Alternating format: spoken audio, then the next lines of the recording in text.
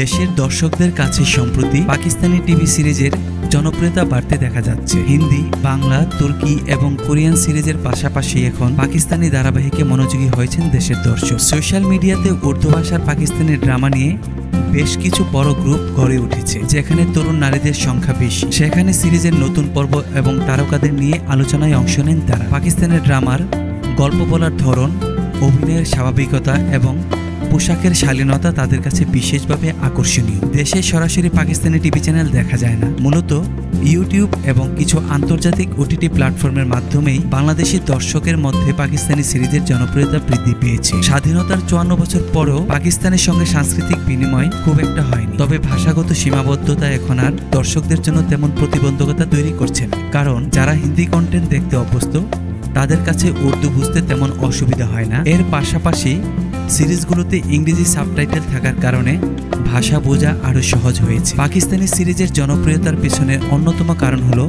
এর গল্প, প্রেম, বিচ্ছেদ এবং পারিবারিক টানপোড়েনকে ঘিরে তৈরি হয় এই ড্রামাগুলো, যেমন হামসফর, জিন্দেগি গুলজার হ্যায়, মেরে পাস তুম হো এবং দোস্তো চান্দাদোর মতো সিরিজগুলো খুব জনপ্রিয়তা পেয়েছে। পাকিস্তানি ড্রামাগুলো সাধারণত অল্প সংখ্যক এপিসোডে সম্পন্ন হয়, যা দর্শকের কাছে আকর্ষণীয়। বিশেষ করে টিনেজ এবং তরুণ দর্শকদের মধ্যে এই সিরিজগুলোর চাহিদা বেশি। তাদের মধ্যে গল্পের সরলতা এবং পারিবারিক মূল্যবোধ একে ভিন্ন মাত্রা দিয়েছে। এছাড়া পাকিস্তানি তারকারা সামাজিক মাধ্যমে বাংলাদেশ নিয়ে ইতিবাচক মন্তব্য করেন, যা দর্শকদের মধ্যে জনপ্রিয়তা আরও বাড়িয়ে দেয়। সম্প্রতি পাকিস্তানি সিরিজগুলো দেশের বিনোদন ভাণ্ডারে নতুন মাত্রা যোগ করেছে, এমনটাই ভাবছেন বিনোদন অঙ্গনের সংশ্লিষ্টরা।